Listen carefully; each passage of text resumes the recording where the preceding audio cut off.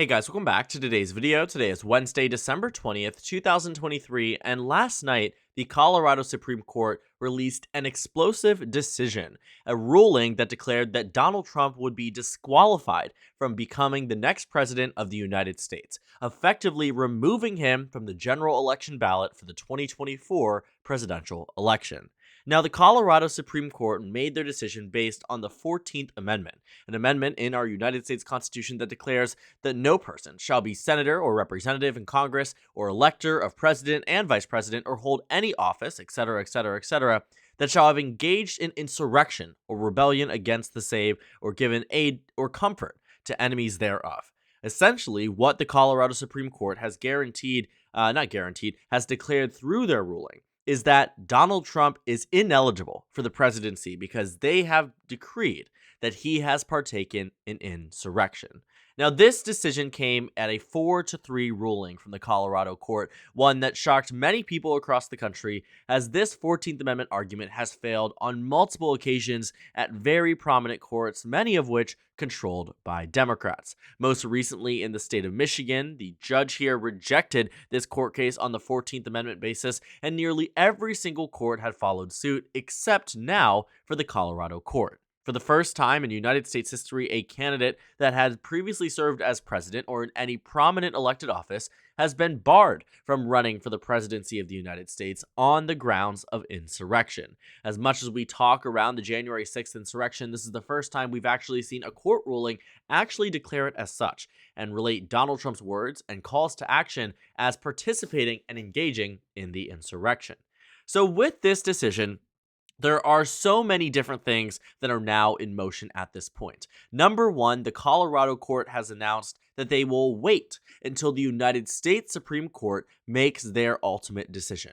And the United States Supreme Court absolutely will rule on this. The Donald Trump campaign has already announced they are in the motion to working on appealing this decision, getting it to the courts. It was one that the Trump campaign or the Biden campaign, or rather any campaign, simply did not expect. Largely because it's unorthodox for a Supreme Court of any state to bar an individual candidate, especially one with such a heavy electoral mandate, from being allowed on the ballot.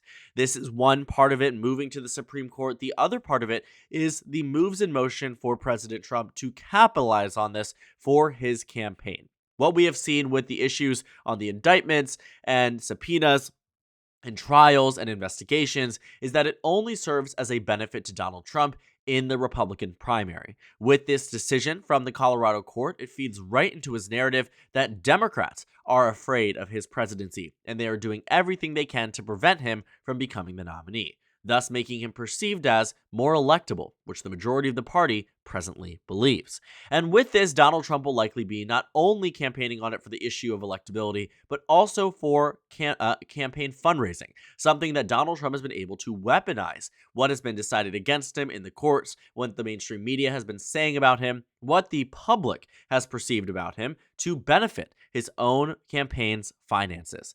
Not necessarily an unorthodox move for somebody who has campaigned and done this time and time again, as many politicians do, but it feeds directly into the narrative that Donald Trump has been hoping to benefit him throughout this election cycle. Now, before we get into more about the argument that was made to the court and what we will see likely happen at the United States Supreme Court, just a bit of background on the Colorado Supreme Court. This is a Democratic court. This is a 7-0 Democratic court that decided this case by a margin of 4-3.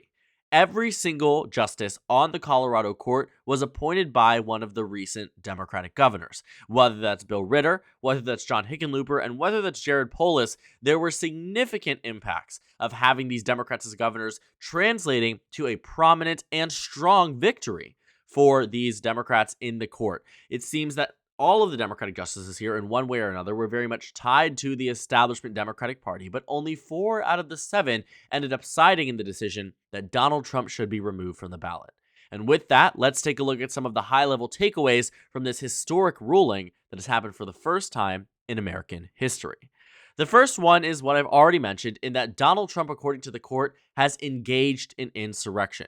concluding that January 6th and his language around encouraging people to walk down to the Capitol, to fight like hell, to take back our country was enough to justify beyond freedom of speech that he engaged in the insurrection. For the first time, we have actually seen this declared. Now, an insurrection is something that is a federal offense, something you can be tried and charged for, and presently speaking, Donald Trump has not been charged for it. But at the end of the day, it is up to the discretion of the court to determine whether or not Donald Trump has engaged in this activity and whether or not it invalidates him for the election, which they ended up deciding does. They also decided that the insurrectionist ban does in fact apply to Donald Trump. One of the previous cases that this has been decided by was a judge that declared that because the Constitution does not explicitly prohibit the president from engaging in insurrection, it actually applies to every office except the presidency. Now, the court here says that makes absolutely no sense. What it says in the United States Constitution is that somebody taking any office, civil or military, under the United States, any office under the United States is what they are specifically focused on, includes the presidency of the United States. Other judges argue that because they explicitly declare senator or representative as the highest office point and do not explicitly mention the presidency, that it does not apply to the president. What you have seen on both sides is that it is a semantics issue. It is an issue of constitutional interpretation, as every Supreme Court case is. And specific to this one, you've seen arguments go both ways. However, this court decides that it does, in fact, apply to Donald Trump. But the United States Supreme Court will have the final word. We've known this for a while, that if this was to ever arise in Michigan or Colorado or any state where we've seen this happen, like New Hampshire even most recently, the United States Supreme Court would ultimately have the final say. There was no reality in which the Supreme Court was just going to let Colorado's court ultimately have the final verdict on this. It would set a horrible precedent and not answer a question that many people have been asking our current court on the national level to answer for the past year and a half since the January 6th insurrection. So the Supreme Court will absolutely have the final say. Now, right now, there is a paused ruling. And what that means is that we have this decision being paused by a Trump appeal. Now, the Trump appeal, I don't believe, has been formally introduced or announced, but it absolutely is coming before January 4th. The day before that, the Colorado Secretary of State requires a certification of a list for the March Republican presidential primary. Now, many people are estimating that this paused ruling does a benefit to Donald Trump, that there will be some stay and the Supreme Court will grant it, allowing them more time to dive deeper into this case and make a more accurate ruling. And so we will see that happen, and we will see that this paused ruling too, as it is right now, because they will force the Secretary of State to maintain things as is, as declared by the Colorado court. We are going to see things paused because everybody expects it to go up to the highest court, including the Colorado court. So for right now, there's no negative impact on Donald Trump in terms of his name being stripped off the ballot. Next point here is that the dissents offer a path to a Trump victory. What we have seen in a 7-0 Democratic court is a 4-3 split. I can only imagine what a 6-3 Republican court or conservative court, whatever term you want to use, a 6-3 conservative court would be in favor of Donald Trump, right? That's exactly what we can expect, because even a significant chunk of the Democrats here said that a candidate shouldn't be disqualified under the 14th Amendment, especially if they haven't been convicted of insurrection, which, like I said, is a federal crime, right? These are the things that people are going to make an argument for, including Democratic justices who may see this as an overstep by the Colorado court, which the Supreme Court absolutely has said and declared in the past. And the final thing here is that the Colorado justices absolutely knew that history was watching. They acknowledged this right off the bat, saying that this would travel into uncharted territory and present several issues of first impression. This is an historic moment. It's one that many people did not expect to see come out of the Colorado court. It's a state that Donald Trump lost in the last election by 13.5%. There is no electoral benefit specific to Colorado that a Democratic court would be inclined to kick off Donald Trump. I do think that this court decision was made with the intention of it reaching the United States Supreme Court, knowing that so much history was on the line that they would be making history with this decision. And the idea that Donald Trump participated in an insurrection is one that is solely split down party lines. Yet this time, we saw it internally split amongst Democrats. And even though there are people out there as cited even in articles like this one from The Hill, talking about how people believe that Donald Trump did commit and violate the laws and participate in the insurrection, but they do not believe he should be disqualified from running, especially those who believe in the constitutional argument around it that it does not explicitly prohibit the President of the United States from running. Now, there are so many different ways you can go with this, but there are so many different impacts too of this on the current state of the election. Like I said, it feeds into this idea that Donald Trump is being attacked by all sides, whether it's the Department of Justice, whether it's the Democratic Party, whether it's the institutionalist Republicans, and now whether it's the court system besides the Department of Justice, but Supreme Courts that are trying to kick him off the ballot. There are a number of reasons that Donald Trump makes this argument that he is the enemy of everybody.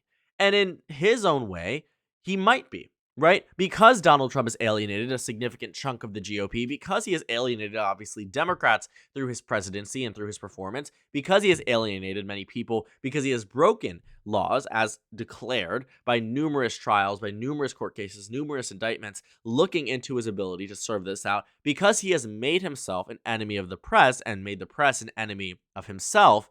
There are a lot of reasons to believe that that is, in his mind, what he perceives to be happening. The question is how he uses that to benefit himself electorally. And the real benefit I see coming from this for Donald Trump is that he is able to fundraise more, he's able to feed into this narrative more, but I don't think we should go further to say that it impacts the general election unless the Supreme Court decides that this decision needs to stay. And that seems very unlikely. I think it is unlikely. I think that even though they might have rejected election cases in the past, like they did in February of 2021, refusing to hear court cases around the election, refusing to hear a Pennsylvania election case on mail-in ballots nearly a year later following the election. I mean, there are so many things here that might indicate that the Supreme Court isn't as pro-Trump as we think. But at the end of the day, there is no benefit here at disqualifying Donald Trump from being on the ballot, especially if they know it could backfire. And I don't think justices are looking at it from that lens, but I do think it comes into the calculus of many people who might be influencing the decisions of the justices. We know that the Supreme Court is not a Supreme Court that is untouchable by external powers. What I also think, though, in a very, very small reality, in a very different type of world, is that maybe I am also wrong, right? I'm not there. I'm not a clerk for one of the justices. I'm not on Supreme Court in its full understanding. What I do know is that it is very unlikely that they uphold this decision. But the reality in which I explore it, we can talk about it right now.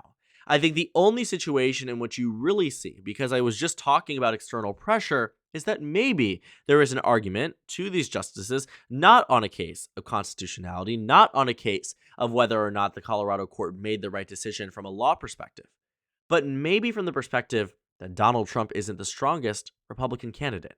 You see, the Supreme Court, like I said, is not exactly untouchable when it comes down to external interests, nor do they ignore elections that they sometimes can intervene in. And take a look at the 2000 presidential election when the Supreme Court, no matter how they ruled in either direction, would have been directly intervening in the election in one way or another. And though many Democrats see that as a fluke, or many Republicans see it as a fluke victory, there is still some level that the Supreme Court absolutely takes into consideration which side of the aisle they agree with the most and which side of the aisle would stand to benefit from their decision.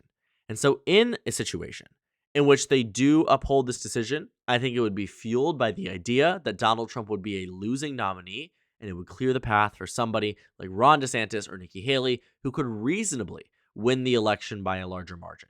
I don't agree on the DeSantis front. I do very much agree on the Haley front, but I don't know what these justices are being told. Now, that is a very, very slim chance. I think it is much more probable and much more likely that they go forward with a 9-0 decision in favor of Donald Trump and keep him on the ballot. I can imagine maybe just one or two liberal justices dissenting from that, but even then, I don't think that's likelier than a 9-0 decision. But this Colorado court case is one that certainly is for the history books. It's so exceptionally fascinating about how we even got to this point, how an insurrection being associated with Donald Trump and a presidential candidate might even bar them from running for re-election to the presidency of the United States. It's a fascinating, fascinating point. It's a fascinating court case and one that I think will be studied for decades to come, because for the first time in American history, we officially have a former president barred from running for re-election, at least in the state of Colorado. Very, very national impacts. We will see, though, what the Supreme Court does in terms of standardizing this, because maybe they will acknowledge some legality to the argument, but reject it on most other cases. We will see, because the Supreme Court is certainly not a 7-0 Democratic advantage, Democratic court, but it also is a very interesting one that has had some shocking decisions over the past 3 years alone that don't often agree with the former president, but in many cases often do. Only time will tell. So thank you guys so much for watching this video. Make sure to comment down suggestions below. Subscribe on the left if you haven't already, and check out the Instagram and Twitter. At the bottom left of the screen, there's also a Discord server for you to go ahead and join. On the screen, there's a video you can watch, and then a playlist for my 2024 presidential election analysis videos. Again, thank you guys so much for watching, and I will see you all later today.